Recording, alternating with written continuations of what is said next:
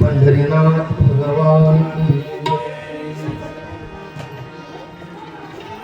अनंत कृपा ईश्वर सच्चिदानंद घन करुणा गुणालय भक्तवत्सल भगवान श्री पंढरीनाथाच्या चरणावर नतमस्तक होऊन सेवेला प्रारंभ करण्याचा प्रयत्न आज या ठिकाणी विश्वधर्म वारकरी शिक्षण संस्थेमध्ये या एकादशीच्या पर्व काळामध्ये आणि त्या दुग्ध शर्करा योग म्हणजे अधिक मासाचा पर्व काळ आणि या पर्व काळामध्ये अधिकस्य अधिक फळ प्राप्त व्हावं या हेतूने आज या कथेचं नियोजन केलेलं आहे. आज कथेचा हा 12वा दिवस. पंचवर्षीतील पर्व काळाची एकादशी असल्या कारणाने ती एकादशी वारदोली गावामध्ये आली आणि या अनुषंगाने सुरेश महात्मा म्हणाले की तुम्ही कथा करण्याच्या ऐवजी कीर्तनच करा. म्हणजे जे कथेतील काय जो विषय आहे तो कीर्तनातच सांगा. या अनुषंगाने कथेतील विषय कीर्तनातच सांगा असं म्हटलं. पण कथेचा नियम तुटला जातो. म्हणजे कथेच्या नियमालाही खंड नसावा. रामकृष्ण कथेच्या नियमालाही खंडन नसावा आणि एकादशीतील पंचक्रोशी कीर्तनाचा नियमही खंड पडू नये. या अनुषंगाने आपल्याला कथा फक्त नियमापुरती करायचे. बघा अगदी 10 ते 15 मिनिटं कथा करायची. म्हणजे कथेचा नियम खंड पाहू नये म्हणून कथा करायची आहे. आणि कथा झाल्यानंतर म्हणजे तोच काही विषय जो आज कथेचा विषय आहे तो विषय त्या विषयाचं चिंतन कीर्तनामध्ये केलं जाईल. म्हणजे दोन्ही काही चुका काही पडू नये चुका या अनुषंगाने आपल्याला आपले दोन्ही नियम पाळता यावेत. अधिक मासाचा पर्व काळ पाहता आपण पहिल्या दिवसापासून 12व्या दिवसापर्यंत कथेचं चिंतन करत आलो. आणि त्या कथेच्या चिंतनाचा विषय सांगत असताना पहिल्या दिवस आपण अधिक मासाचं महात्म्य सांगितलं. नंतर दुसऱ्या दिवस आपण अधिक मास पर्व काळ सांगता सांगता कथा करा. कथा म्हणजे नेमकं काय या कथेचं वर्णन केलं. तिसरा दिवस कथा. चौथा दिवस कथा कोणाची करावी नेमकी कथा म्हणजे काय या गोष्टीचा आपल्याला विचार करायचा. 5व्या दिवस कोणाची कथा निष्पन्न झालं. कोणाची कथा करायची एकाचीच कथा करायची म्हणजे त्यांचं नाव काय त्या परमात्म्याचं नाव आहे विठ्ठल. श्री विठ्ठलाची कथा करावी. कथा याची बरी विठोबाची. 6व्या दिवस आपण 7व्या दिवस विठ्ठलाची कथा केल्याने आम्हाला काय लाभ 7व्या 8व्या दिवशी पाहिलं आणि वेगवेगळ्या प्रकारचे लाभ आम्ही सांगितलं. आणि मग 9व्या दिवशी भगवान पांडुरंग परमात्म्याचा परिचय जरी पुंडलिकाने करून दिला असला तरी या कलियुगामध्ये पहिल्यांदा आपल्याला परिचय कोणी करून दिला तर आद्यगुरु शंकराचार्याचं चरित्र आपल्याला आपल्या पुढे आले. आणि त्या आद्यगुरु शंकराचार्याचं चरित्र सांगता सांगता लक्षात द्या माझ्याकडे पूर्णतः आद्यगुरु शंकराचार्यांचं चरित्र काही चलचित्राच्या माध्यमातून आपण सुद्धा दाखवलेलं आहे. म्हणजे आद्यगुरु शंकराचार्य आणि त्या कथेचं चिंतन आपण केलं. आणि पुढे आद्यगुरु शंकराचार्याचं 9व्या 10व्या दिवस चिंतन झालं. आणि 10व्या दिवसामध्ये त्या पांडुरंग परमात्म्याचा परिचय करत असताना कोणत्या कथेमध्ये किंवा कोणत्या ग्रंथामध्ये त्याचं वर्णन आहे स्कंद पुराण विष्णू पुराण आणि पद्मपुराणाच्या आधारे ती कथा सांगितली जाते. आणि मग त्या दिवशी 10व्या दिवशी स्कंद पुराणाची कथा सांगितली. आणि मग स्कंद पुराणाची कथा सांगता सांगता स्कंदाचं वर्णन केलेले 88,000 ऋषी आणि स्कंदांनी त्या परमात्म्याविषयी आपली याचना केलेली आपली जिज्ञासा भगवान शिवापुढे व्यक्त केली. आणि त्यानंतर लक्ष द्या त्यानंतर 88,000 ऋषींनी विचारलेला प्रश्न त्या प्रश्नाची जिज्ञासा भगवान शंकरांनी व्यक्त केली. या जगात सर्वश्रेष्ठ तीर्थ सांगा की ज्या तीर्थाचं लक्ष द्या माझ्याकडे ज्या तीर्थाचं दर्शन घेतल्यानंतर त्या देवाचं दर्शन घेतल्यानंतर विश्वातील सर्व देवतांचं तीर्थाचं क्षेत्राचं दर्शन घेतल्याचं पुण्य लाभेल असं तीर्थक्षेत्र सांगा. मग त्या अनुषंगाने भगवान शिवानी सांगितलं. बरं झालं पण स्कंद हे प्रश्न पार्वती सुद्धा विचारत होती. आणि मग त्या प्रश्नाचं उत्तर तुम्हाला मी देत आहे. कारण स्मशानामध्ये बसून मी त्यांचं चिंतन सातत्याने करतो. ज्याचं चिंतन सातत्याने करतो तो म्हणजे भगवान राम. हस्ताक्ष माला हृदय कृष्ण तत्व जिव्हा कर भगवरी राम मंत्र किंवा विठ्ठल त्या परमात्म्याचं स्मशानामध्ये बसून मी चिंतन करतो, त्या परमात्म्याचं चिंतन करतो. आणि सकाळी सकाळी कैलासाचा त्याग करून त्रिशूल डमरू घेऊन येतो मी कशासाठी? काकड आरतीसाठी, त्या परमात्म्याचे दर्शन करण्याकरता. म्हणून बरं झालं म्हणजे या विश्वामध्ये सर्वश्रेष्ठ तीर्थ जो कोणी कोणता तीर्थ असेल तर अनेक तीर्थांना काहीतरी लांछन आहे बरं का. तीर्थ आहे तर कोटी राशी बरी लांछन तयाची, पण सगळ्या तीर्थामध्ये सर्व पावणारी माहेर असणारं तीर्थ सांगा की ज्या तीर्थाचं दर्शन केल्यानंतर जगातील सर्व तीर्थांचं दर्शन केल्याचं पुण्य लाभेल. मग सांगितलं काशी, अयोध्या, अवंती, कांची, मथुरा, मायावती आईचे तीर्थ आहेत इत्यादी की परिसरी नकोती पंढरी. त्या तीर्थाचं वर्णन या सगळ्या क्षेत्रांचं माहेर घर म्हणजे माहेर तीर्थ कोण आहे? माहेर संतांचे, संतांचे माहेर आहे त्यात नवल नाही, ते माहेर साऱ्या तीर्थांचं सुद्धा आहे. आणि तिथे तीर्थ आहे, क्षेत्र आहे, देव आहे आणि भक्त सुद्धा आहेत. आपण तीर्थ सांगितलं, क्षेत्र सांगितलं, चंद्रभागा तीर्थ, क्षेत्र पंढरपूर सांगितलं, देव कोण? तो हा विठ्ठल बरवा आणि मग भक्त कोण? पुंडलिक. हा अशा प्रकारचं ते भगवान शिवानी ओळख करून दिली बरं की नाही. ते 11व्या दिवसापर्यंत आपण चिंतन केलं, ऐका 11व्या दिवसापर्यंत चिंतन केलं. पण 11व्या दिवसामध्ये काही चिंतन कथेचा भाग सांगत असताना कालच्या कथेमध्ये आपण पुंडलिकाचं काही चरित्र पाहिलं. हे पुंडलिकाचं चरित्र स्कंद पुराणाच्या आधारे जे सांगितलं. कसा होता पुंडलिक? चित्तक्रोधा म्हणजे अशा प्रकारे क्रोध त्यांनी जिंकलेला होता, जित इंद्रिय जिंकलेला होता. म्हणजे अशा प्रकारे असणारा पुंडलिक, त्या पुंडलिकाचं वर्णन आस्तिपुरा म्हणजे त्या द्वापारेषु असं वर्णन केलेलं आहे. द्वापारामध्ये आस्तिपुरा द्वापारा म्हणजे द्वापाराचं लक्ष द्या, द्वापाराचं अंत होता किंवा द्वापर संपता शेवटच्या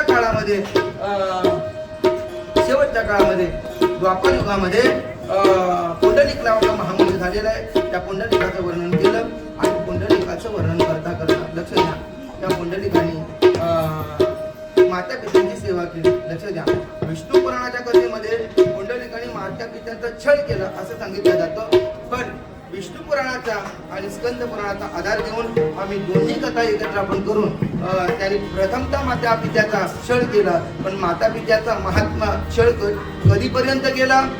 जोपर्यंत कुटमुनी महामुनीची दर्शन घडलं नव्हतं तोपर्यंत माता पित्याचा छळ केला. महान तपस्वी साधूचं दर्शन घेतलं, परिणिती काय झाली? तीक्ष्ण उत्तरे, हाती घेऊन बाण पेरे, बदल झाला त्या पुंडलिकामध्ये. आणि बदल झाल्यानंतर या अनुषंगाने पुंडलिकाने माता पित्याची सेवेला प्रारंभ केला. माता पित्याच्या सेवेला प्रारंभ केल्यानंतर ज्या पुंडलिकाने लक्ष द्या कशी माता पित्यांची सेवा केली. आराधीला पुंडलिक आहे, पूजवणी जननी आणि जनकी. कोणाकोणाला पूजलं? जननीला पूजलं आणि जनकाला पूजलं. जनक म्हणजे बाप, जननी म्हणजे आई म्हणजे जिने आपल्याला जन्म दिलाय, आणि जनक म्हणजे जे आपला बाप वडील असं त्यांनी त्यांची पूजा केलेली आहे. आणि अशी पूजा केली क्षणही माता पित्यांच्या पासून दूर राहिला नाही पुंडलिक. आणि अशा प्रकारे सेवा केली. आणि अशा प्रकारे सेवा केल्यानंतर लक्षात द्या माझ्याकडे, अशा प्रकारे सेवा केल्यानंतर ते सेवेला तत्पर होऊन पांडुरंग परमात्मा लक्ष द्या पांडुरंग परमात्मा पुंडलिकाला भेटायला येण्या अगोदर लक्ष द्या म्हणजे पांडुरंग परमात्मा येणार आहेत याचा संकेत लागला. जसं सूर्य उगवल्यानंतर कसं काय लक्ष आहे ना, सूर्य उगवल्यानंतर किरण अगोदर येतात, तसं देव येण्या अगोदर पहिल्यांदा ब्रह्मदेव आला. आणि ब्रह्मदेव म्हणू लागला पुंडलिका अरे मी आलेलो आहे, ब्रह्मदेव विधाता चतुरानंद मी आलेला आहे. अरे बघ मग मीही प्रसन्न आहे, काय मागायचं ते माग. त्या त्यांनी सांगितलं त्या ब्रह्मदेवाला प्रश्न केल्यानंतर पुंडलिकाने सांगितलं देवा काय मागायचं? काहीच मागायची फक्त एवढंच दे. म्हणजे काय? त्या परमात्म्याच्या सेवेमध्ये परमात्म्याच्या चिंतनामध्ये सातत्याने माझं मन अतिशय रत व्हावं. म्हणजे त्याची सेवा करता करता आतापर्यंतची सेवा त्याची एकाग्रता सेवा करताना अधिक्याने वाढावी या अनुषंगाने सेवेमध्ये माझं मन लागू दे असं देवाकडे प्रार्थना केली. आणि मग भगवान शंकर आले म्हणजे काय मागायचं ते वर मागून घे बरं का. साक्षात अखिलकोट ब्रह्मांडाचा नाही तुला भेटायला आलाय. मी वर देईन यात नवल नाही, मी सुद्धा देईन यात नवल नाही, पण अखिलकोट ब्रह्मांडाचा नायक येणार आहे तो पांडुरंग. मग भगवान शिवही आले आणि भगवान शिव आल्यानंतर पांडुरंग परमात्मा पितांबर झलके उजळलेल्या 10 दिशा ज्या प्रकारे 10 दिशा उजळायला लागला, जणू काही सूर्यच आलेला आहे काय. म्हणजे पंढरीमध्ये त्या काळामध्ये दुसऱ्या सूर्याची गरजच नव्हती. अशा काळामध्ये तो परमात्मा आला. आणि अशा काळामध्ये परमात्मा आल्यानंतर लक्ष द्या, अशा काळामध्ये परमात्मा आल्यानंतर मग परमात्माला सांगितलं थांब थांब थांब. म्हणे काय थांब ना. म्हणे काय झालं. देव म्हणतो अरे तुला भेटायला माझ्या बाह्या स्फुरण होतं बरं का. कधी भेटावं स्फुरती माझ्या बाया क्षमेला घे. अरे तुला आलिंगन द्यावंसं वाटतं मला. अरे अत्यंत अंतकरणामध्ये काय झालेलं आहे, अत्यंत अंतकरणामध्ये तीव्र इच्छा तुला भेटण्याची झालेली आहे. अरे सांग ना, मी तुझ्यासाठी आलो, माझ्याकडे लक्ष तरी दे. अरे माझ्याकडे बघ तरी सुद्धा. अरे थोडं बघ ना रे बाबा, लक्ष दे. पुंडलिक म्हणतो ज्या माता पित्यांच्या सेवेमुळे तू मिळाला, त्या माता पित्यांची सेवा सोडून जर तुझ्याकडे आलो तर तू मला डिमांड देणार नाही. माता पित्याच्या सेवेमुळे जर तू मिळत असेल तर मी माता पित्यांना सोडणार नाही. थांब थांब म्हणे. म्हणे काय मग म्हणे अरे उठ ना लवकर. पुंडलिक म्हणतो देव म्हणतो उठ आणि माझ्याकडे ये. म्हणे मग त्या पुंडलिकाने उत्तर दिलं आपल्याला कथा या ठिकाणी पूर्णविराम द्यायचं बरं का. 15 मिनिटं कथा करायची कारण नियम म्हणून. त्या पुंडलिकाने देवाला प्रश्न केला, उत्तर केला. देवा माझी या पित्याची निद्रा होईल भंग. माझी या पित्याची निद्रा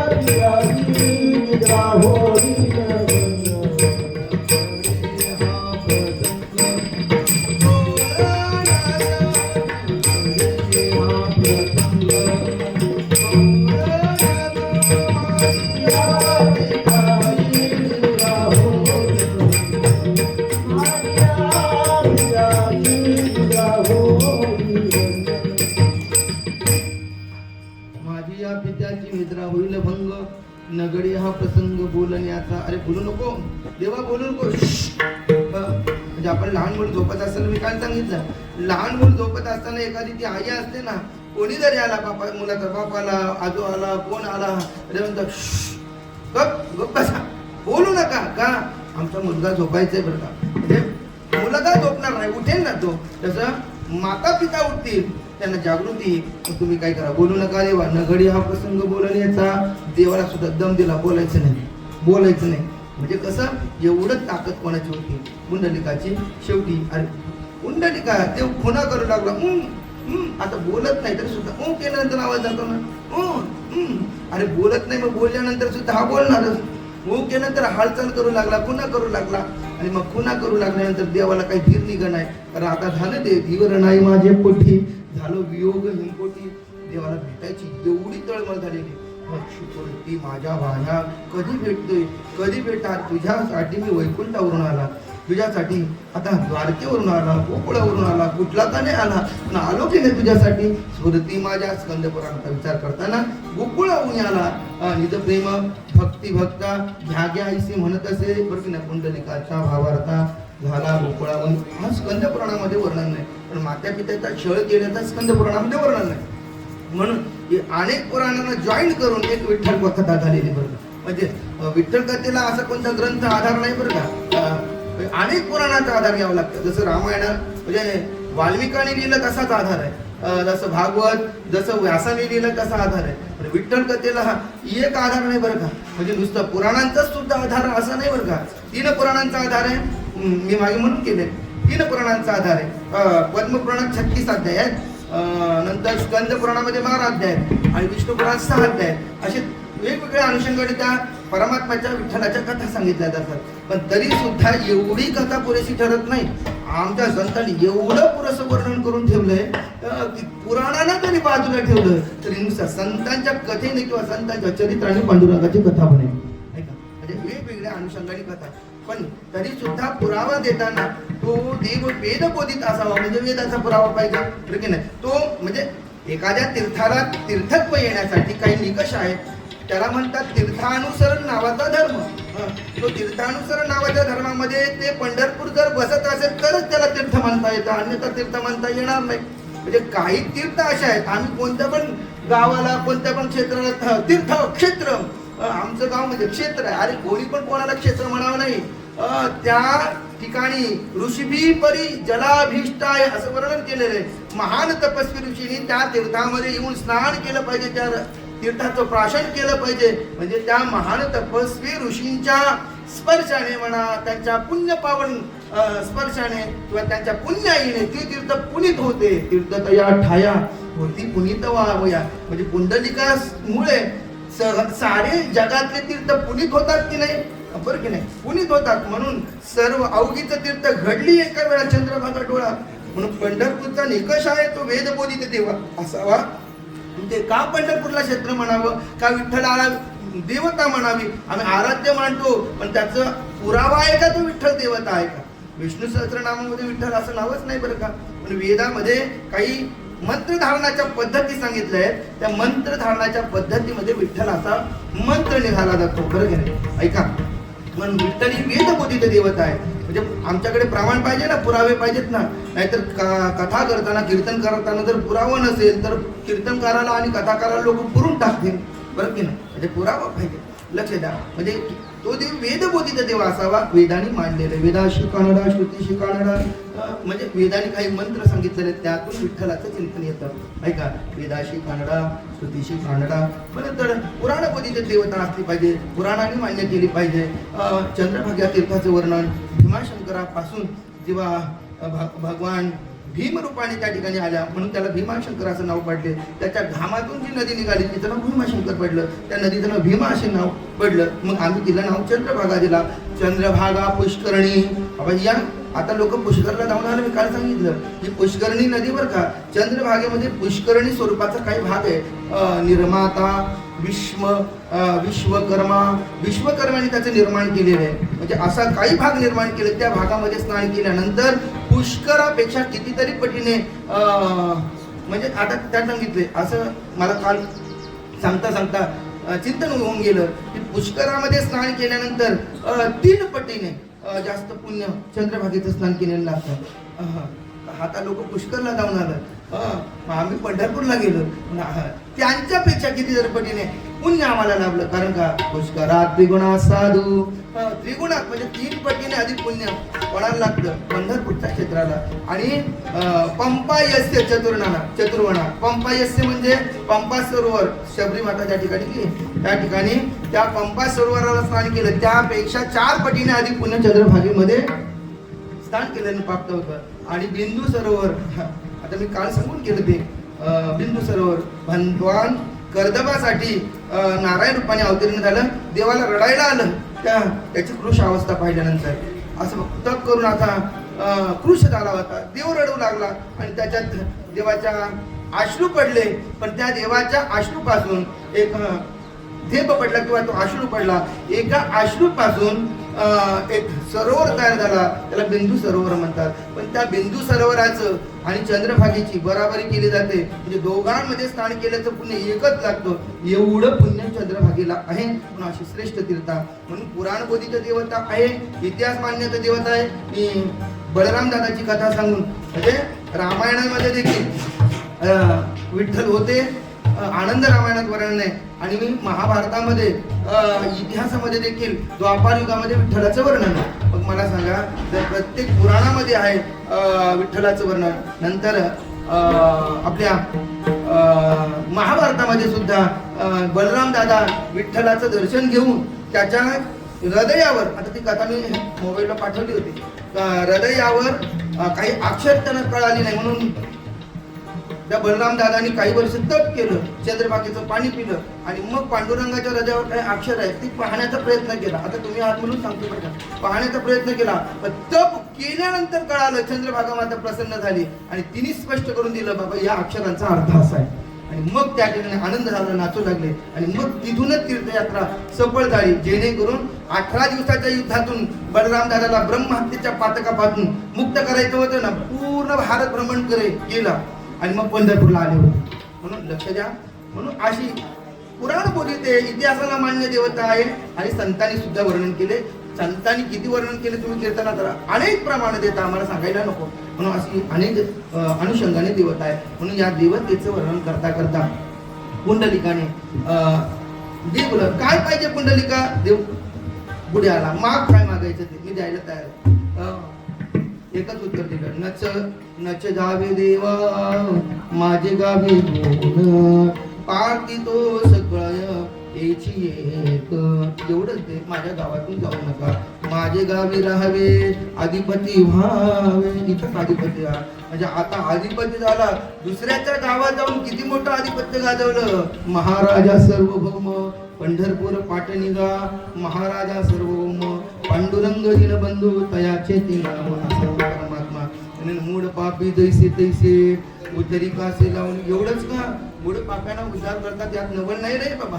पण काय करावं, एक अजून आहे मन घटना. काय घटना आहे, एक करा एक करा. म्हणजे काय करा, तुम्ही काय करा, जे पंढरीला कोण चालत चालत वारकरी येतील, पंढरीचे वारकरी हे अधिकारी मोक्षाचे. बरोबर नाही, पंढरीची वारी तोच वारकरी, एवढा अधिकार दिला. अनेक प्रकारे वारकरी पंढरीचा, धन्य धन्य पंढरीचा जन्म त्याचा, नियमच आहे पंढरीशी, चुकवणे बिदू वारशी. अशा प्रकारे धन्यता त्यांच्या जीवनामध्ये प्राप्त व्हावी असा वर द्या, म्हणून मोक्ष प्राप्त होईल मूढ पापी. अनेक प्रकारे पुंडलिका दिला वर, करुणा करी विठ्ठले असा वर दिला. आणि तो वर दिल्यानंतर परमात्मा तथास्तु तथास्तु तथास्तु म्हटलं. म्हणजे काय करावं, मग ती वीट फेकलेली आपल्याला माहित आहे.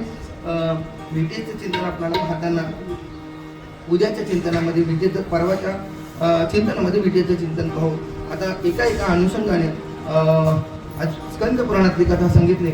आजच्या कीर्तनामध्ये विष्णू पुराणातल्या कथेचा थोडा विचार करू आणि याच ठिकाणी कथेला पूर्ण विराम देतो. म्हणजे दोही काही चुका, काही पडून येते चुका. आणि तुम्ही सांगितलं कीर्तनही झालं पाहिजे, कथेचा नियमन नाही तुटलं पाहिजे या अनुषंगाने.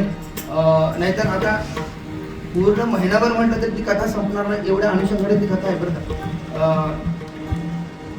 नातरांच्या घरी 6 महिने ओम शब्दावर चिंतन चालू होतं. तर विठ्ठल कथा या ठिकाणी सांगण्याच्या काही मंडळीने आम्ही महिनाभर जवळजवळ 33 का 34 दिवस श्री विठ्ठलाची कथा केलेली.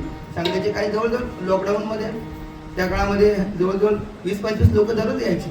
पण त्या काळामध्ये सांगड्याला कृष्णबुवाच्या त्या पायरीवर कथा केली बरं का, या अनुषंगाने. बरं की या काही आहेत बरं का साक्षीला. म्हणून पुन्हा सगळ्यांना धन्यवाद देतो. श्री विठ्ठलाची कथा अनुषंगाने वेगवेगळे, कारण पांडुरंगच असा आहे, समुद्राची शाही केली, पृथ्वीचा कागद केला, तर त्या पांडुरंगाचं वर्णन आपल्याला करता येत नाही बरं का. लिहिण्याकरता मास्तरीन बाई बसवली तरी त्याचं काही लिखाण आपल्याला पूर्ण होणार नाही. पण पूर्ण महिना जरी गेला तरी पांडुरंगाचं चिंतन काही पूर्ण होणार नाही. पण आपल्याला का म्हणजे आता कीर्तनाच्या माध्यमातून तो विषय का सांगितला, तर त्याच्या अनुषंगाने 15 दिवसात पांडुरंगाची कथा संपवण्याचा मानस आहे. या 15 दिवसात जर पांडुरंगाची कथा संपली तर संत चरित्राचं थोडंसं आपल्याला, कारण या ठिकाणी त्या हँडवेलवर लिहिताना किंवा बॅनरवर लिहिताना मोबाईलवर आपण लिहिले श्री विठ्ठल कथा आणि संत चरित्र. नुसती विठ्ठल कथा जर महिनाभर होत असेल तर संत चरित्र कधी सांगायचं. म्हणून तरी सुद्धा मानस करायचं 15 ते 20 दिवसात जसं संपेल जसं विठ्ठल कथा आपण म्हणजे संपत नाही बरं का, आपण पूर्ण विराम म्हणायचा त्याला. म्हणजे ते देवाची कथा कधी संपली जात नाही बरं का, आपण पूर्ण विराम म्हणायचा. या अनुषंगाने विचार केला तर जेवढा आपल्याला वेळ मिळेल त्या अनुषंगाने कथेचा आपण विचार करायचा. आणि याच्या पुढे संत चरित्राचा आपल्याला काही दिवस मिळतील, जवळजवळ 8 ते 10 दिवस मिळेल. तरी 10 संतांचे चरित्र जरी झाले तरी त्या अनुषंगाने आपल्याला त्याचा विचार करायचा आहे. असं झालेली सेवा या ठिकाणी परमात्म्याच्या चरणी समर्पण करून सेवेला या ठिकाणी पूर्णविराम देऊ. आरती